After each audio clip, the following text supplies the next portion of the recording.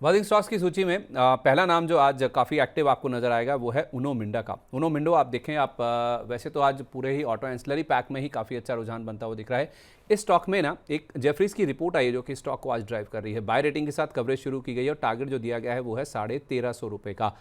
Jefferies को जो तिमाही नतीजे आने वाले हैं उसमें बड़े सुधार की उम्मीद है। दो तीन मेन ट्रिगर्स हैं जो कि इस रिपोर्ट में मेंशन किए गए हैं। एक तो ये कह रहे हैं कि पर व्हीकल जो कंटेंट है वो बढ़ रहा है, प्रीमियमाइजेशन का जो ट्रेंड है उससे भी इस कंपनी को फ़ायदा मिलता हुआ दिख रहा है। और तीसरी बात यह है कि एक तो ईवी कंपोनेंट्स और दूसरा एडवांस्ड ऑटोमोटिव सिस्टम्स में ये कंपनी जो विस्तार कर रही है उससे भी इनको फ़ायदा देखने को मिलेगा।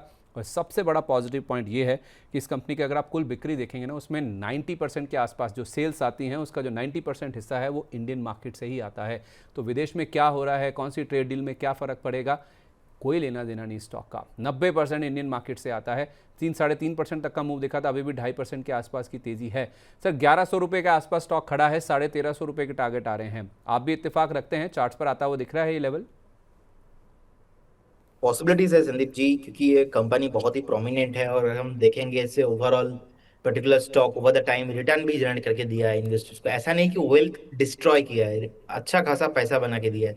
शॉर्ट टाइम में थोड़ा बहुत अच्छा चला भी था, ऊपर से थोड़ा हल्का हुआ है, लेकिन अभी भी 1000 को होल्ड कर रहा है, बने रहना चाहिए। रिसेंटली जितना एक डाउनफॉल आना था 1050 के आसपास का, बहुत ही स्ट्रॉन्ग सपोर्ट है वीकली चार्ट में, जहाँ से सपोर्ट लेने के बाद फिर से 1100 को होल्ड कर पा रहा है। मैं समझता हूँ कि बने रहना चाहिए। शॉर्ट टाइम में फिर से आपको 2 से 3 क्वार्टर में ही आपको 1350 1400 एंड अबव आपको आते हुए दिखाई देंगे, तो होल्ड कीजिए, बने रहिए, एवरेज भी हम करके जा सकते हैं।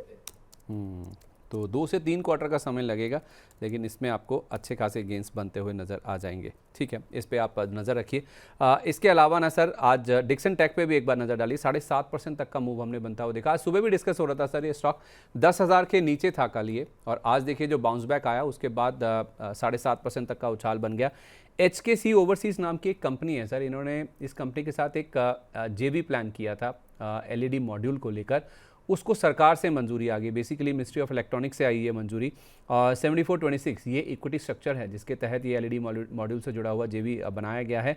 और इस JV का फोकस सर एक तो लिक्विड क्रिस्टल और दूसरा TFT LCD मॉड्यूल के ऊपर रहेगा। किन के लिए? टीवीज़ के लिए, स्मार्टफोन्स के लिए, और जो ऑटोमोटिव डिस्प्ले है उसके लिए जो मॉड्यूल्स हैं वो बनाए जाएंगे जो कि भारत में ही बनते हुए नजर आएंगे। डिक्सन टेक में सर हम 10,400 के आसपास करेक्शन का फेज क्या मान के चले पूरा हो चुका है, नई खरीदारी शुरू कर सकते हैं? संदीप जी देखिए, डिक्सन ना ओवरऑल बहुत बार धोखा दे चुका है इस बीच। 11,000 के नीचे के बाद 10,500 के नीचे, अभी कल का क्लोजिंग में देख रहा था ऑलमोस्ट 10,000 के ही नीचे था, 9,800 भी देख रहा था। सो ये जो बीच बीच में न्यूज आ रहा है इसका इफेक्ट बस है, लेकिन कंपनी खराब नहीं है, बहुत ही प्रोमिनेंट स्टॉक है।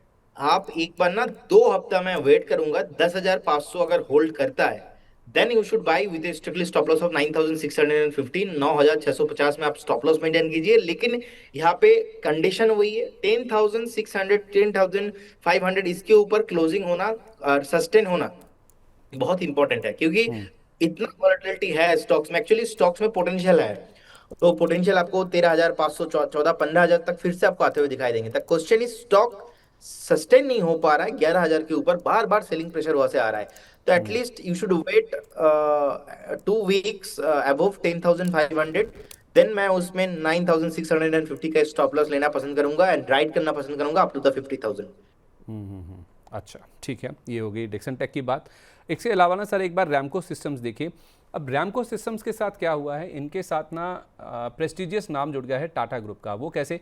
दरअसल इन्होंने अनाउंसमेंट ये किया है कि इनका जो नेक्स्ट जेन एविएशन सॉफ्टवेयर है वो ये कंपनी इंप्लीमेंट करती हुई नजर आएगी, और ये इंप्लीमेंट होंगे TASL की आने वाली डिफेंस MRO फैसिलिटी में। अब TASL की जहाँ तक बात है तो ये टाटा एडवांस्ड सिस्टम्स लिमिटेड ये कंपनी का नाम है जिसके साथ मिलकर ये कामकाज करेंगे। टाटा ग्रुप की जो स्ट्रेटेजिक एरोस्पेस और डिफेंस सब्सिडरी है उसका नाम है TASL, जिसके साथ अब इनका नाम जुड़ता हुआ नजर आएगा। उनके लिए ये अपना जो एविएशन सॉफ्टवेयर है उसको इम्प्लीमेंट करते हुए नजर आएंगे। तो टाटा ग्रुप के साथ इनका नाम जुड़ता हुआ दिखा है। और ये जो फैसिलिटी है ना सर, इस फैसिलिटी की भी देखा जाए तो काफ़ी इंपॉर्टेंस है। ये जो नई फैसिलिटी है उसमें एयरक्राफ्ट मेंटेनेंस का काम होगा। कौन से एयरक्राफ्ट? जो लॉकहीड मार्टिन के C-130J सुपर हर्क्यूलिस एयरक्राफ्ट जो हैं उनके मेंटेनेंस का काम होगा। तो एक तो सर लॉकहीड का नाम जुड़ गया, दूसरा इसमें टाटा का नाम आ गया, दो बड़े प्रेस्टिजियस ग्रुप्स के साथ इनका नाम जुड़ रहा है और यही कारण है कि स्टॉक में हमने देखा है कि आज 6-6.5% तक का उत्साह दिखा था, अभी भी 4% के आसपास के गेंस हैं। 420 रुपये पर सर रैंको सिस्टम्स कैसा लग रहा है? खबर तो बहुत पॉजिटिव दिख रही है। सर अभी भी कंसोलिडेशन रेंज के अंदर ही फंसा हुआ है, थोड़ा बहुत ऊपर जाने का कोशिश किया था लेकिन सेलिंग प्रेशर आ गया। आज भी देखेंगे हाई ऑलमोस्ट 44-45 के रेंज पे है, तो जब तक until the stock cross above the 480 zone मुझे नहीं लगता कि यहाँ पे बाई करना चाहिए। फिलहाल न्यूज पॉजिटिव है लेकिन स्टॉक अपने आप को ऊपर में होल्ड नहीं कर पा रहा है क्योंकि overall environment is not good currently. तो इसीलिए एक बार ना अवॉइड करने का सलाह रहेगा करंट न्यूज से। किसी का बाइंग ऑलरेडी है स्टॉक्स में तो देखिए लास्ट ईयर भी जून जुलाई के आसपास स्टॉक ने मल्टीपल टाइम सपोर्ट लिया था ऑलमोस्ट 376-380 का जो वो ब्रेक नहीं हुआ। अब रिसेंटली अगर हम देखेंगे जो सेलिंग प्रेशर आया भी था एग्जैक्टली वहां पे ऑलमोस्ट 385-380 के आसपास सपोर्ट लिया है। सो आप यहाँ पे एक स्टॉप लॉस मेंटेन कीजिए, बने रहिए, लेकिन हड़बड़ी में यहाँ पे एवरेज है तो बाई करने का सलाह नहीं रहेगा। ठीक है, ओके। एक सर केबल स्टॉक्स को भी देखिए, जैसे केईआई इंडस्ट्रीज हुआ या फिर पॉलीकैब हुआ, इनमें हम देख रहे हैं कि आज सर 3.5 से 6% तक की गिरावट देखने को मिल रही है। दोनों ही स्टॉक्स में, चाहे आप केईआई की बात करें या फिर पॉलीकैब की बात करें। एआई बूम की जब शुरुआत हुई थी ना सर, 1 महीना पहले जब आप देखें तो उस समय इन दोनों स्टॉक्स में हमने ज़बरदस्त गेंस बनते हुए देखे थे। इनके चार्ट्स देख लेंगे 1 महीने में तो आपको समझ आ जाएगा। अब वो जो गेंस है ना सर, या फिर जो वो यूफोरिया है, जो मोमेंटम है, वो थोड़ा सा फिजल आउट होता हुआ दिख रहा है हाल की बड़ी तेज़ी के बाद। तो आज जहां बाजार मजबूत है, इन स्टॉक्स में मुनाफा वसूली हो रही है, और जब बाजार कमज़ोर भी था या फिर गिरावट हो रही थी तब इन स्टॉक्स को कोई फ़र्क नहीं पड़ रहा था, कोई मतलब नहीं था। तो बाजार की चाल के विपरीत चल रहे हैं, लेकिन हाँ, एआई के साथ जो पूरा मोमेंटम जुड़ा हुआ था उससे स्टॉक्स लिंक थे और आज इनमें हो रही है मुनाफा वसूली। सर इन दोनों स्टॉक्स को कैसे अप्रोच करें? देखिए मुझे लगता है कि केईआई इंडस्ट्री अगर हम देखेंगे अभी 4499 के आसपास चल रहा है एंड एक मैं देख पा रहा हूँ कि बुलिश फ्लैग पैटर्न है। उससे पहले एक एसेंडिंग ट्रायंगल के ऊपर ब्रेकआउट लगाया था, रिसेंटली ऑल टाइम हाई लगा के नीचे आया है। आप एक बार वेट करके जाइए, स्टॉक एक बार फिर से आपको 4150 4000 तक आते हुए दिखाई देंगे, लेकिन फिर भी होल्ड करने का सलाह रहेगा। लॉन्ग टर्म में मैं इसमें कुछ भी पॉजिटिव नहीं देख पा रहा हूँ। और सेकंड स्टॉक आपने बताया poly cab. Cab. Poly cab में भी अभी 7750 के रेंज का प्राइस चल रहा है। इसमें भी एक अच्छा खासा सेलिंग प्रेशर एक्सपेक्टेड मैं अभी कर रहा हूँ। अप टू 7250 7000 पे एक्यूमुलेशन या फ्रेश बाइंग आपको स्टार्ट करना चाहिए। अब the come to the main part जो आपने बोला है कि सर ये एक यूफोरिया या तो जो एक बाइंग अपॉर्चुनिटी देखने को मिल रहा था कुछ टाइम पहले data centres and AI theme को लेके, कहीं ना कहीं अभी देखिए सेलिंग देखने को मिल रहा है, बट अभी भी टॉप नहीं किया, अभी भी प्रॉब्लम नहीं। गवर्नमेंट का फोकस अभी है, तो ऐसा नहीं है कि गवर्नमेंट ने बजट में अनाउंसमेंट किया कि इंडिया में हम डेटा सेंटर्स का हम अभी डेटा सेंटर हब ओपन करने जा रहे हैं और स्टॉक इमीडिएटली आपको इमीडिएटली चला भी है ना बहुत, तो इमीडिएटली इतना नहीं चल, जो जितना जल्दी भागेगा उसको उतना जल्दी नीचे भी आना है। So you need to balance, वो आपको समझना पड़ेगा। इतना तेजी के साथ भागा है तो 5% नीचे 6% नीचे है, that is a not big deal. Euphoria कहाँ पे हुआ? यूफोरिया हुआ है रेलवे में 700 800 1000% चलने के बाद फिर भी लोग बोल रहे हैं कि बाय ऑन डीप और हम खरीद देंगे अभी। तो कहीं ना कहीं वो एक नेगेटिव व्यू हो रहा है, और जो कि हमने आइडेंटिफाई भी किया था बहुत ही राइट टाइम से। लेकिन data centre theme, semiconductor theme play नहीं हुआ है इंडिया में। मुझे लगता है कि according the data and all kind of thing ये ओवरऑल सेक्टर अभी भी पॉसिबल है upside. That's called healthy corrections हो रहा है, लेकिन यूफोरिया अभी नहीं हुआ है। ठीक है, ओके। ऐसा इसी कड़ी में ना सर एक बार ज़रा एक सवाल भी आया है, उसको भी एड्रेस कर दीजिए। अजय देव पांडे जी का सवाल है, कह रहे हैं कि आरआर काबिल 1490 पर और फिनोलेक्स केबल 952 रुपये के रेट पर लिए हुए हैं, इस पर ज़रा शॉर्ट टर्म व्यू दे दीजिए।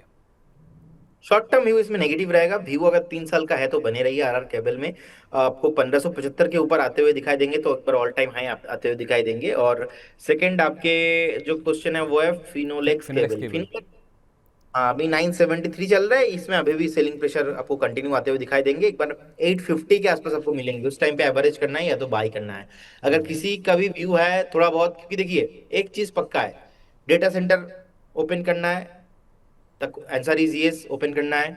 ऑलरेडी हमने देखा है गवर्नमेंट ने 2047 तक टैक्स हॉलीडेज दिया है फॉरेन कंपनीज को। फॉरेन कंपनीज ईरान, जिस तरीके से वो अमेजोन का डेटा सेंटर उड़ा दिया गया है ड्रोन से, हमला से, तो इसमें पहले कंपनी सोच रहे थे कि नहीं कोई साइबर अटैक ना हो जाए, वहां पे प्रोटेक्ट कर रहे थे। अभी किसी को पता नहीं था यार सीधा बम आके गिरेंगे डेटा सेंटर में, तो डेटा सेंटर ही पूरा उड़ गया है। तो इंडिया अभी one of the most safest country माना जा रहा है in terms of war and all kind of thing. So बाहर का कंपनी भी इंडिया में आना है, और इंडिया में जितना डेटा सेंटर है ये और आपको डेवलप होते हुए दिखाई देंगे। अब डेटा सेंटर हो गए मतलब में केबल चाहिए, केबल चाहिए मतलब उसमें कूलिंग सिस्टम चाहिए, थर्मिक सिस्टम चाहिए। तो ये जो हाइप शॉर्ट टर्म में हुआ था ना, तो मार्केट को ये समझने में थोड़ा बहुत टाइम लग गया था, तो इसीलिए फटक से आप देखेंगे कि 1 से 2 हफ्ता में चल गया है। तो ये चलने के बाद मार्केट इतना नीचे गिरा है, निफ्टी कहाँ 26,000 था सर, कहाँ नीचे आ गया, लेकिन ये सारे स्टॉक्स में उतना सेलिंग प्रेशर रिसेंट नहीं आया है, ऑलरेडी टॉप बना। जैसे कि फिनोलेक्स के भी टॉप बना के आया था 1650-60 के आसपास, वो अभी नहीं, वो जून 24 में। सो अभी ये जो फिर से एक माहौल बन रहा है, थीम बन रहा है, थीम को आपको प्ले आउट करना है, नेक्स्ट आपको 2-3 साल में वो होते हुए दिखाई देंगे। इसीलिए I am not considering in this sector, in this segment as a FOMO या तो यूफोरिया। आपको ये व्यू आपको आते हुए दिखाई देंगे, नेक्स्ट 2-3 साल टाइम आपको देना चाहिए। चलिए, हमारे साथ एक और खास मेहमान मौजूद हैं, स्टॉक मार्केट टुडे की को फाउंडर वीएलएम बाला हमारे साथ कार्यक्रम में शामिल हो चुके हैं। बहुत स्वागत है मैम आपका, very good afternoon. Thank you so much. Good afternoon Sandeep ji. तो मैम आप आई हैं तो ज़रा एक आज का बजिंग सेगमेंट जो है उसको एड्रेस कीजिए, वो है फर्टिलाइज़र का। फर्टिलाइज़र स्टॉक्स में हम देख रहे हैं कि आज 20% तक का आप मूव हमने देखा। फैक्ट देखिए, आरसीएफ देखिए, चंबल फर्टिलाइज़र देखिए, इनमें ज़बरदस्त एक्शन बन रहा है। दरअसल हुआ क्या है, सरकार ने जो नेचुरल गैस रेगुलेशन ऑर्डर है 2026 के लिए उसको इशू किया है। अब इस ऑर्डर की खूबी क्या है या फिर इन स्टॉक्स के लिए क्या है? इस ऑर्डर के हिसाब से अगर आप देखेंगे ना तो फर्टिलाइज़र प्लांट्स को 70% की सप्लाई मिलेगी। किसकी? नेचुरल गैस की। जितना 6 महीने का एवरेज होगा, जो 6 महीने की एवरेज सप्लाई उसका 70% इन्हीं कंपनियों के पास आता हुआ दिखेगा। और इनके लिए भी एक कंडीशन है, जितनी गैस इनको मिलेगी वो सारी की सारी फर्टिलाइज़र के उत्पादन में ही ये कंपनियों को इस्तेमाल करनी होगी। प्रिडोमिनेंटली आप देखें कि जो नेचुरल गैस इनको मिलती है ये अमोनिया के प्रोडक्शन के लिए काफ़ी अहम मानी जाती है। और अमोनिया एक बहुत ही की इनपुट है, बहुत अहम इनपुट है जब आप फर्टिलाइज़र का उत्पादन करते हैं। तो उस लिहाज से ये नेचुरल गैस का अगर 70% का शेयर इनको मिलेगा फर्टिलाइज़र प्लांट्स को, तो इनके लिए बहुत अच्छी बात है। इनके लिए एक कहते हैं ना कि बिजनेस कंटिन्यूटी या फिर इनका जो एक की फीड स्टॉक है उसकी आपूर्ति अगर इनको मिलेगी, तो यही देखिए ना, फैक्ट में देख लीजिए इसका उत्साह कितना ज़्यादा है। 19% का मूव अभी भी स्टॉक में है। तो फर्टिलाइजर स्टॉक्स पे आपकी राय क्या है मैम? मैं फर्टिलाइजर स्टॉक्स और एग्री सेक्टर के कुछ कुछ चीजों को जो प्रॉक्सी इन्वेस्टमेंट के तौर पर आप यूज कर सकते हैं। आई एम बुलिश, और मोस्ट ऑफ द केस में you will see a bottom buying opportunity. So बीट केएसबी और शक्ति पंप या फिर जैन इरिगेशन या फिर आरएफसी, चंबल फर्टिलाइजर, ये सारे स्टॉक्स अगर आप लाइन से देखेंगे तो कुछ को छोड़ दीजिए, बाकी सभी स्टॉक्स गिरे पड़े थे। अब जाकर के आज की कैंडल ने इन सबका ध्यान अपनी तरफ आकर्षित कर लिया है। यानी आज की जो मूवमेंट हुई है उससे ये स्टॉक्स वापस से सबके नजर में आ गए कि यहाँ पर अभी वैल्यू बाइंग हो सकती है। सो ऑल दिस आरएफसी, आज सुबह की मेरी आपने नाम लिया है तो आरएफसी आज हमने सुबह 117 के पास पर बाय दिया भी है। अब थोड़ा सा प्राइस बढ़ गया है, बट अगर आप सिर्फ ट्रेडिंग के पॉइंट ऑफ व्यू से बात करेंगे तो ये महंगा है, क्योंकि अपसाइड आपकी 128 का टारगेट दिया था मैंने, मोस्ट लाइकली आज हो जाएगा शायद से, या फिर कल तो हो ही जाएगा। बट रिस्क रिवॉर्ड टारगेट के हिसाब से नहीं बैठेंगे आप, इन्वेस्टमेंट के हिसाब से देखो, शॉर्ट टर्म ही सही, मिड टर्म ही सही, इन्वेस्टमेंट के हिसाब से अगर आप पैसा लगाएंगे तो ये जो 7-8% के जो जैसे आरएफसी लगभग अभी कितना चला है 12%, तो 12% का रिस्क इंट्राडे कैंडल का लेना पड़ेगा आपको। फैक्ट फर्टिलाइजर में आपको लगभग 18% का रिस्क लेना पड़ेगा इंट्राडे कैंडल पर, और उसके अगेंस्ट में आप लोगों को कम से कम 15 से 25%, कुछ में 40% की अपसाइड मूवमेंट मिल सकती है। एंड दैट टू क्योंकि ये एक इवेंट बेस्ड कंडीशन है, साथ में जो सप्लाई साइड में जो एक कंडीशन एक्सपेक्ट कर रही थी मार्केट की, इनमें डिमांड और सप्लाई के बीच में बड़ा गैप आ जाएगा, उसको देखिए कई बार ना एक्शन जो लिया जाता है उसको प्राइस कैसे रिएक्ट करता है वही समझना है। तो इनके ऊपर ध्यान गया, कृषि सेगमेंट के ऊपर गवर्नमेंट का ध्यान गया, समझ में आ गया है कि कृषि को ऐसे छोड़ नहीं सकते वरना और भी प्रॉब्लम हो सकती है, इन्फ्लेशन और नेक्स्ट लेवल पे जा सकती है। तो इसीलिए ये सारी चीजें जो है ये इस चीज को दर्शाती है that policy makers are trying to keep the inflation in control, और यही सब चीजें इनके लिए फायदे की बातें बनेगी। अब कितनी होंगी वो तो क्रूड के भाव बाद में बढ़ेंगे कि सस्ते होंगे बात की बात है, but this is a positive sign. तो आपको इन्वेस्टर की तरह इसको ट्रीट करना चाहिए rather to be a trader, वरना आपको रिस्क रिवॉर्ड कहीं मैच नहीं करेगा। ठीक है प्रदीप सर, एक सवाल भी इसी को लेकर आया है। हमारे एक दर्शक हैं अनिल बदौनी जी, ये कह रहे हैं कि फैक्ट के मेरे पास 100 शेयर हैं, 900 रुपये के रेट पर बाय किए हुए हैं मैंने, होल्ड रखूं, एवरेज करूं या फिर सेल कर दूं? संदीप जी देखिए, फैक्ट अभी 786 के रेंज में चल रहा है। जिस तरीके से एक उछाल आया है ऑलमोस्ट 18% के आसपास, मैं समझता हूँ कि एक बार बने रहना चाहिए आपको। 870 880 तक आते हुए दिखाई देंगे। जब तक वो नहीं आता, आप एक बार होल्ड करने का सलाह रहेगा। लेकिन आज देखिए ऑलरेडी चला हुआ है, तो फ्रेश बाय नहीं करना चाहिए। लेकिन जिनके पास एग्जिस्टिंग पोजीशन है, आपको बने रहना चाहिए। इसके साथ सर मेरा डिस्क्लेमर भी मैं दे देता हूँ, investment in securities market subject to market risk. जितने भी स्टॉक्स को लेके मैंने बात किया है, कोई भी स्टॉक्स में मेरा हमारे कंपनी का कुछ भी पोजीशन नहीं होता है। No conflict of interest. ऐसा ही कुछ राय हम क्लाइंटों को भी देते, हो सकते हैं कुछ कॉल उनके पास हो, हमारे पास नहीं है। No conflict of interest. Have a good day जी। ओके सर, बहुत शुक्रिया आपका हमारे साथ आज जुड़ने के लिए। वीएलए मैम, वीएलए मैम आप हमारे साथ हैं? आवाज़ आ रही है आपको मेरी? जी, यस यस, हाँ, एक ना वेरी क्लियर। केआरएन हीट एक्सचेंजेस को लेकर ना त्रिदीप घोष जी का सवाल है। कह रहे हैं कि मुझे बाइंग प्राइस बताइए, कहाँ पे खरीदना चाहिए। लॉन्ग टर्म की होल्डिंग के हिसाब से पूछ रहा हूँ। ऑल राइट, बहुत स्पेसिफिक एंड क्लीन क्वेश्चन है, आई लाइक इट। तो पहली बात, आपको खरीदना लॉन्ग टर्म के प्रोस्पेक्ट से है तो दो पार्ट में खरीदो। एक तो आपको ये 915 या 920 की रेंज में मिलेगा मोस्ट लाइकली कल वगैरह, 2-4 दिन के अंदर आई मीन। और थोड़ा सा पैसा बचा के रखना जो कि आप 810 या 30 की रेंज में ऐड कर सके, क्योंकि आपका प्रोस्पेक्ट थोड़ा सा आपने डिफाइन किया है कि लॉन्ग टर्म का है, तो आपके टारगेट की आपको अपने पॉसिबल मूव से संतुष्ट करेगा।